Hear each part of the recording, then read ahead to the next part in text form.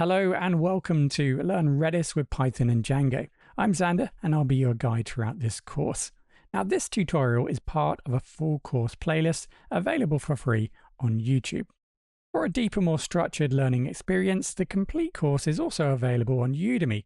You'll find all the links and resources in the video description. Now don't forget to subscribe to the channel for weekly promotions, exclusive discounts and Udemy course giveaways. Redis keys are the foundation of how data is stored, accessed, and organized in Redis. So understanding how to name them, structure them, and use patterns effectively helps avoid confusion and supports clean, maintainable code. So this is really important because clear key naming and patterns prevent data collisions and makes your Redis usage predictable and easier to work with. Right, so we have already seen keys in action. Redis uses keys to locate and manage data. Every value, whether that be a string, a list, or a hash, is accessed using a unique key.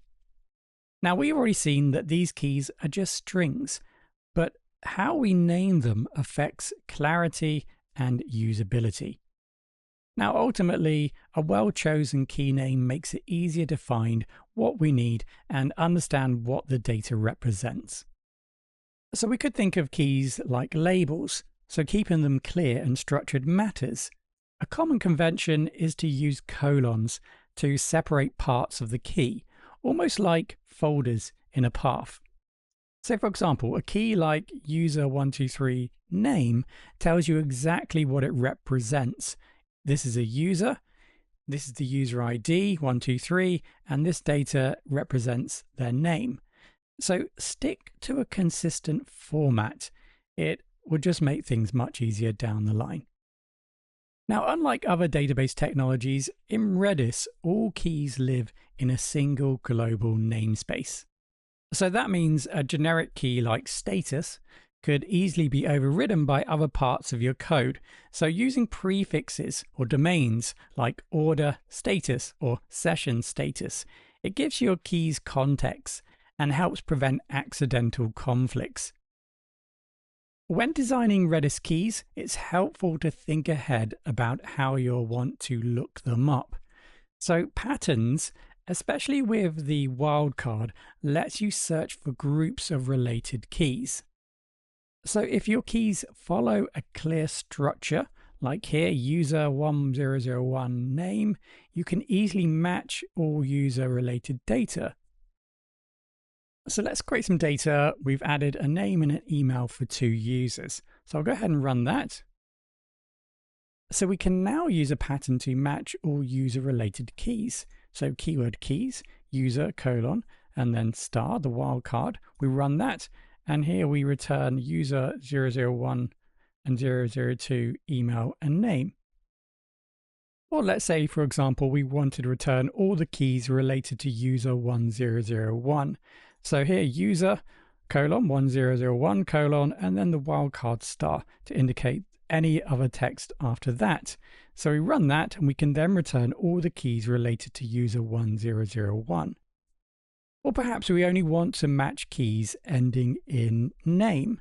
So here user colon, the wildcard colon, and then name. So that would just return all of the keys that end with name. So like I said, when designing Redis keys, it's helpful to think ahead about how you'll want to look them up. So patterns, especially with the wildcard, let you search for groups of related keys. So if you are following a clear structure, like we've seen in the example, you can easily match all related data with something like user colon star, like we've seen. So this means the way you name your keys directly affects how easily you can work with them later. Ultimately, good patterns start with good key structure.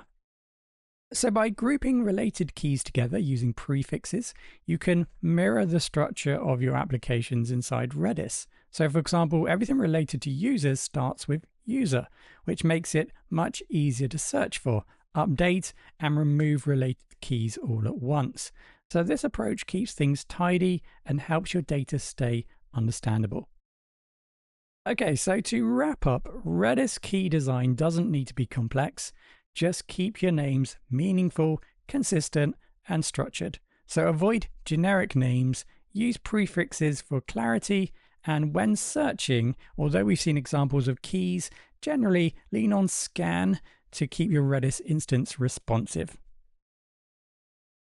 So typically, when searching large data sets, scan is typically preferred.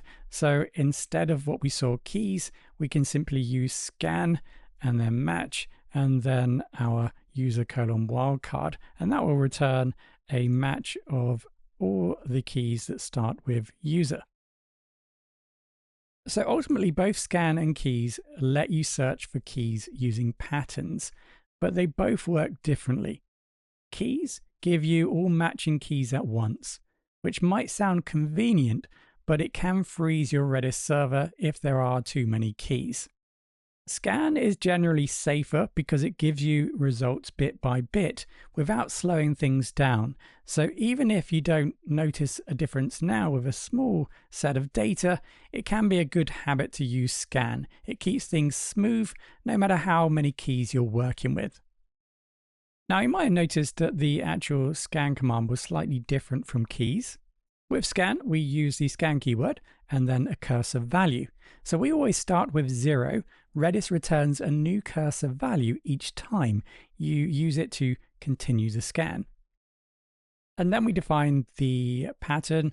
So filter keys using a pattern. And then we can also include count, which is optional. So it suggests how many keys to return per batch. So it's not guaranteed, but it helps tune performance. So ultimately, a bit of structure goes a long way. Good naming helps you avoid collisions, find what you need faster, and keeps your data tidy. As you move forward, try to keep your key design consistent and purposeful. It'll make working with Redis smoother from the start.